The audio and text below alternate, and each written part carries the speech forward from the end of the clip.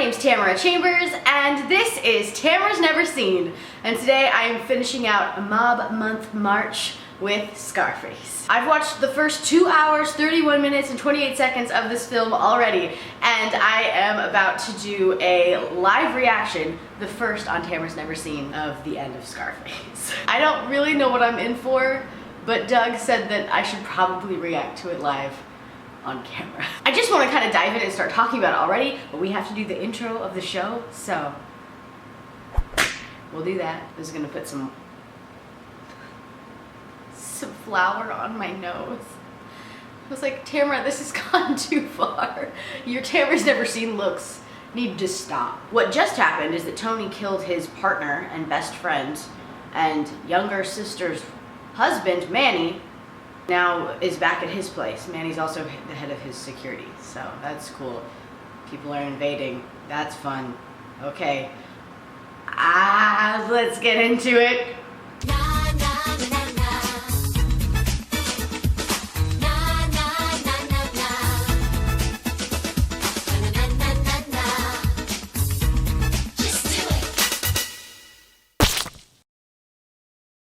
I've never done a reaction like this live. This is fun. Okay. Oh, maybe I should turn it down so we don't get copyright stricken. Oh, I have seen that parodied before.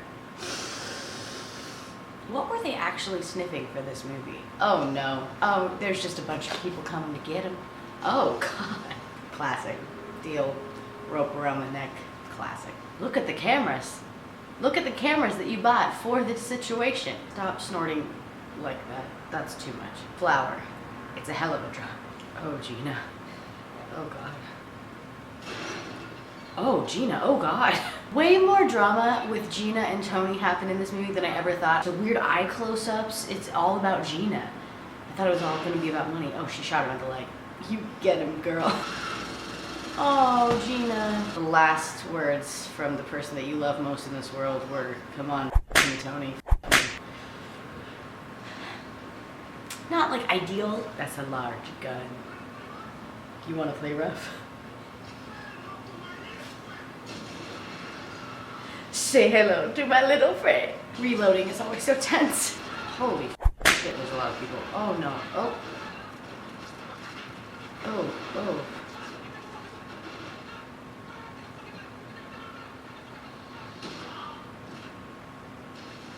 What a flippin' shot.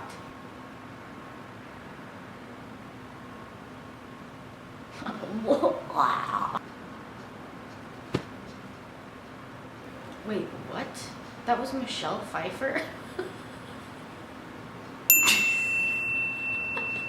2 hours and 45 minutes. Another long ass movie that I totally enjoyed. This is what I want to see in a long movie, like a story that keeps going and progressing and you get to see some action in it, things happen. Yeah, sure, it's not as like pretty as The Godfather, and does it feel like as much of a masterpiece as The Godfather? No, but it kept my attention for almost 3 hours, so it has that going for it. And I really rooted for Tony all the way through, doing just terrible things. But he would redeem himself. He's selling all these drugs and he's killing people and he's ruining lives and he's ruining his own life, and then, you know, he's supposed to kill this guy and he doesn't want to kill his wife and kids. And then you're like, oh yeah, I'm back on your side. I'm back on your side, Tony. This is based on true events? True people? I know this isn't like 100% based on a true story, but I don't know to what extent it is based on. I know it's based on true like events in history, like time and place sort of deals. Like he comes over from Cuba in the 80s, he gets his green card from killing someone, then he rises the ranks with this drug lord by killing people. I was very shocked though at the severity of some of these scenes. That chainsaw scene is... I don't know if I've ever spoken about this on the internet, but chainsaws are the one things that scare me in movies. I don't like chainsaws. Simple girl. I like cats. I like pizza. I don't like chainsaws. It's like when I go to a haunted house. Nothing in a haunted house ever scares me, spooks me, fun. It's a fun time. Fun. Chainsaws get me so much though.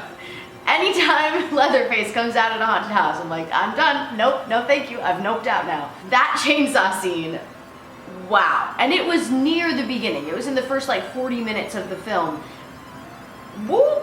Woo. I love the reveal of Elvira's character. Elvira? I'm gonna call her Elvira. Michelle Pfeiffer. Who knew? Literally everyone. They have this really romantic music playing, like the music that you see when you see the love of your life for the first time. And that's what they were trying to convey for sure, but she comes down in this like scantily clad outfit, like this and not much else, and going down this like drug lord's see-through clear elevator, and she comes down and he's looking at this other man's woman like with his tongue out like a Jim Carrey The Masking. And it's so funny, the opposites of that scene. What they're showing you and what you're hearing is amazing. Is she just so immersed in this life that she feels like she can't get out of it? Does she like the life? Because she seems miserable. Does she like any of these men? Does she like Tony? Does she like Frank? I don't get her character at all. I like her character, but I do not understand the complexities of Elvira. The blonde Elvira, not you. Yeah, what's coming to you? The world, Chico, and everything in it. Good lines! I really just love that it's him rising the ranks and getting to exactly where he wants to be. Him just being miserable in that because it's a terrible, soul-sucking life, I'm sure. It felt a lot more Goodfellas than Godfather, and I know that none of these movies are really comparable, though they do all have a similar people in them.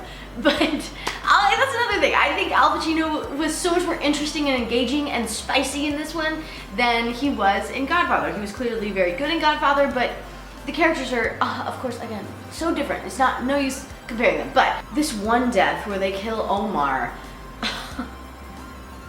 it's a little extravagant, don't you think? Could have probably just, I don't know, stabbed him. You probably didn't have to take him up in a helicopter and then choke him a little bit and then throw him off the helicopter and then fly around with his body out the helicopter. But, you know, to each their own. We're not about kink shaming here. He kills Frank to get ahead because Frank kind of craps him over. He takes Elvira from Frank, and you get the sense that Elvira's not gonna be happy anywhere she goes, but she's definitely not. She's not happy with Tommy at all, and she's just like, girl, I want you to go away, find yourself, have a little eat, pray, love moment. You need to discover yourself for who you are, because you're clearly not happy in this life. I love the scene where he is there with Manny and Elvira, and they're eating dinner, and he goes off on this drunk rampage about his wife won't have sex with him, and she can't have a baby because she has her drugs in her womb, and how Manny kind of screwed him over with the Jewish guy who got him in trouble, and just going off on this drunken tirade, and all of the people in the restaurant are just, oh, we're so fancy and perturbed at this man, and like, obviously you would, but it's so well done and so well acted. He's so good in this scene, and it's obviously well written too, but he is so compelling and believable in this scene. I love watching someone play drunk really, really well. Most people have been drunk, so it's something that you all know, like, I feel like you could spot it if it was really bad, and I've seen some really bad portrayals of it. He was so compelling in the scene. And then you saw my reaction to that last scene.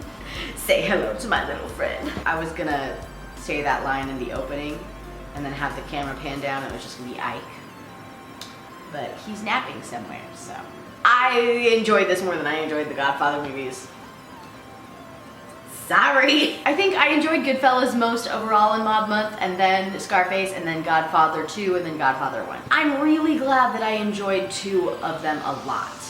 And I'm really glad that I saw Godfather 1 and Godfather Part 2. And I'm glad that it kind of changed my mindset on mob movies. It didn't change my mindset on long movies, because it's just something that I don't love. Somebody in the comments is like, oh yeah, well you'll go binge 3 hours of Game of Thrones, but you can't sit down and watch a movie. Personal preference, everyone. I've also not seen Game of Thrones. I read the books. Jeez Louise, that was very intense. I would give Scarface 9 out of 10 hair flips.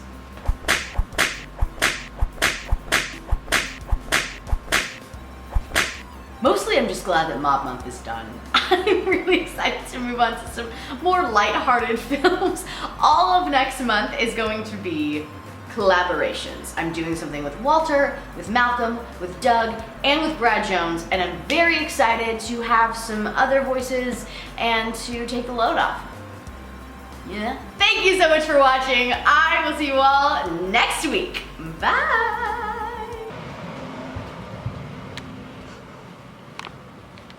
100 movies bucket list. Where are you? Scarface.